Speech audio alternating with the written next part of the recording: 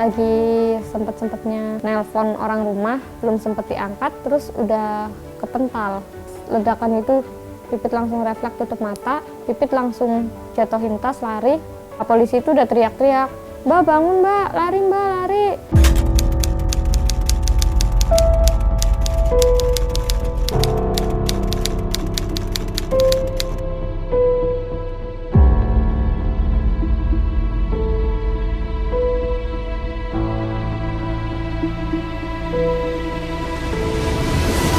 Aku kejadian itu di samping kamar mandi, sebelah kanan kamar mandi, dan aku itu jatuh di tempat ledakan bom kedua.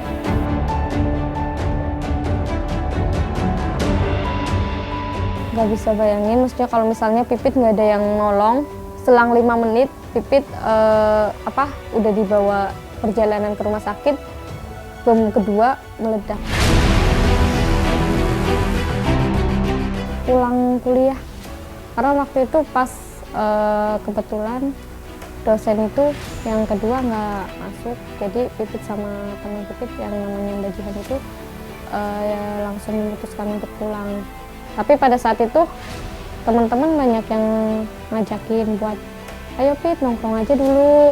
Tapi teman-teman tuh kayak maksa. Akhirnya Pipit tetap nggak mau ikut.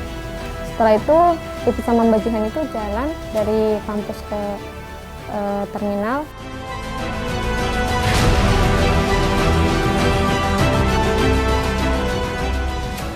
Akhirnya Pipit sama Jihan langsung nyebrang. Lagi sempet-sempetnya nelpon orang rumah, belum sempet diangkat, terus udah kepental. Ledakan itu Pipit langsung refleks tutup mata. Setelah tutup mata, Pipit langsung jatuhin tas.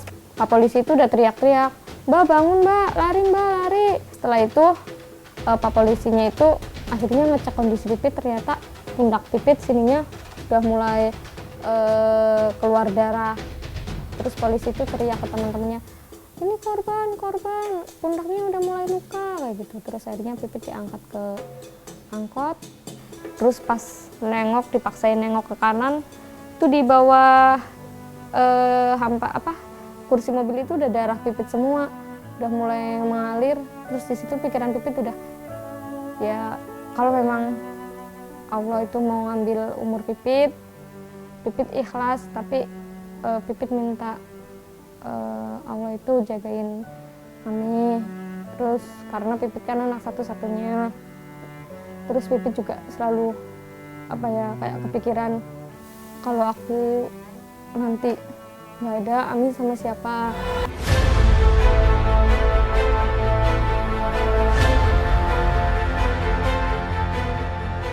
Sampainya di rumah sakit, Pipit langsung masuk ke ruang IGD, dibersihin sama suster, terus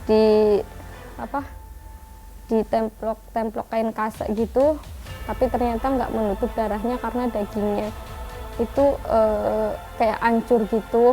Setelah itu Pipit masih belum ditindaklanjuti, sampai akhirnya teman-teman Pipit nyariin Pipit, ketemu Pipit itu jam 1 malam. Itu teman-teman langsung teriak-teriak ke suster, "Sus, tolong sus, ini teman saya infusnya habis." Terus susternya jawab, "Iya mas, saya juga lagi nyari, soalnya infusnya kehabisan." "Kalau kehabisan tolong sus cariin cepat, ini nyawa orang sus, jangan buat main-main, ini teman saya udah kayak gini banget sus." Sampai teman saya pun nangis ngomong kayak gitu ke suster. Terus tiba-tiba suster bilang, "Mbak Pipit, jangan tidur ya, soalnya kalau Mbak Pipit tidur takutnya Mbak Pipit lewat." Terus akhirnya Pipit ngantuk, tapi Pipit paksain buat sampai menjelang operasi paginya Pipit nggak tidur sama sekali.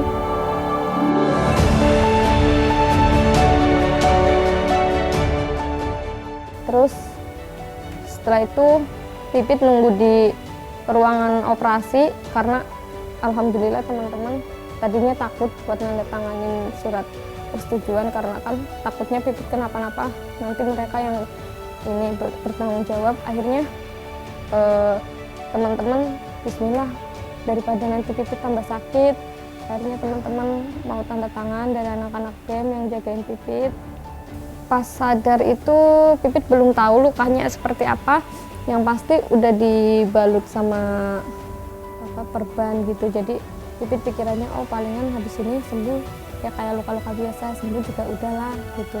Ternyata parahnya melebihi apa yang Pipit pikirkan. Terus Pipit juga sempat dikasih lihat foto-foto pasca sebelum operasi sama dokter. Pipit sendiri sampai kaget, ya Allah ternyata lukanya separah ini.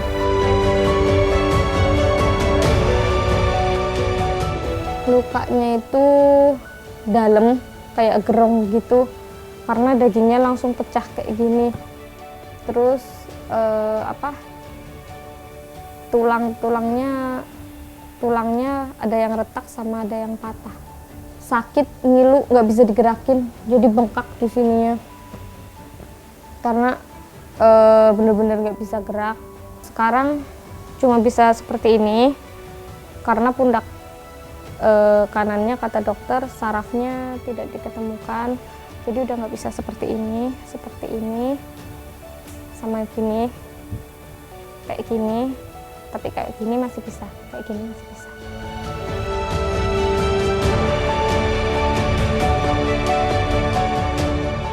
Genggam dari sini sampai sini kata dokter normal, genggamannya masih kuat.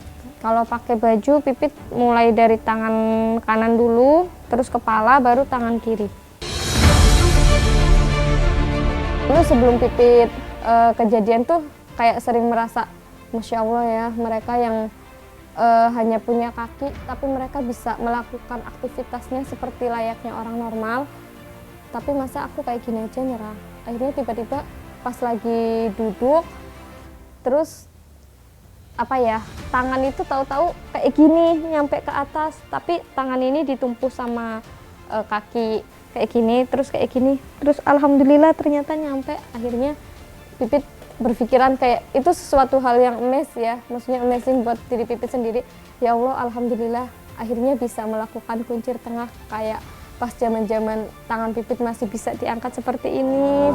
Waktu pertama kejadian itu trauma, sama kayak ledakan-ledakan kayak gitu, sama kayak petir, sama petasan, terus kayak ban mobil, itu udah langsung lari-lari kayak orang dikejar-kejar apa kayak gitu. Kalau Ami sendiri berharapnya Pipit bisa sembuh total, tapi ternyata Allah berkehendak lain. Pipit sekarang cuma bisa seperti ini. Jadi kayak ya mungkin udah jalannya Neng, kamu kayak gitu, yang penting tetap semangat. Pipit bisa lebih bersosialisasi dengan orang-orang, bertemu dengan orang-orang dengan kondisi yang baru. Tuh, alhamdulillah waktu itu Pipit sempat buka warung kecil-kecilan, terus coba nanya-nanya kerjaan ke teman-teman. Alhamdulillah sempat dapat di salah satu kantor ekspedisi. Terus karena kondisi sering sakit-sakitan, akhirnya Pipit harus keluar dari kantor tersebut.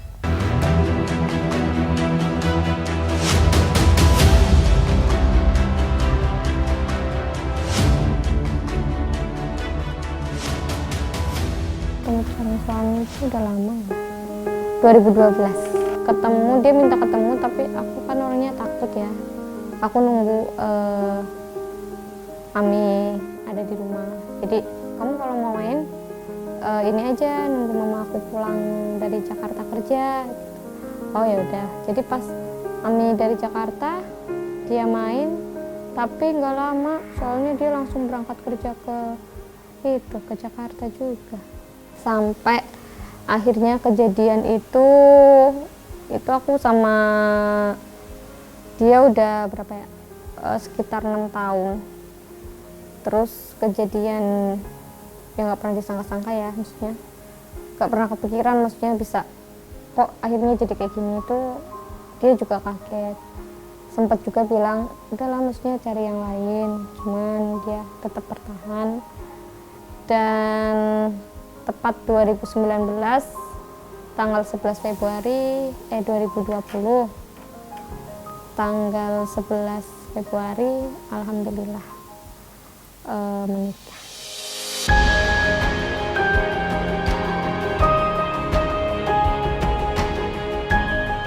Nenek Pipit juga cita-citanya pengen lihat Pipit itu bisa sampai nikah.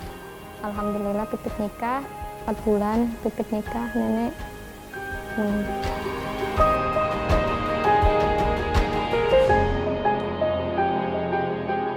Kalau Pipit sendiri, maksudnya cukup jangan sampai ada Pipit-Pipit yang lain yang mengalami hal seperti ini.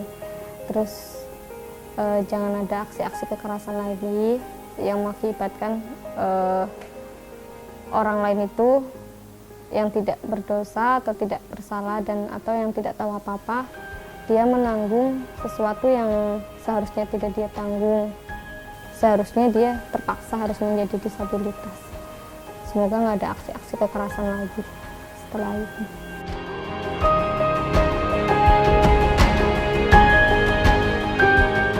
Saya, Susi Afitriani, mahasiswi, korban bom Terminal Kampung Melayu 2017.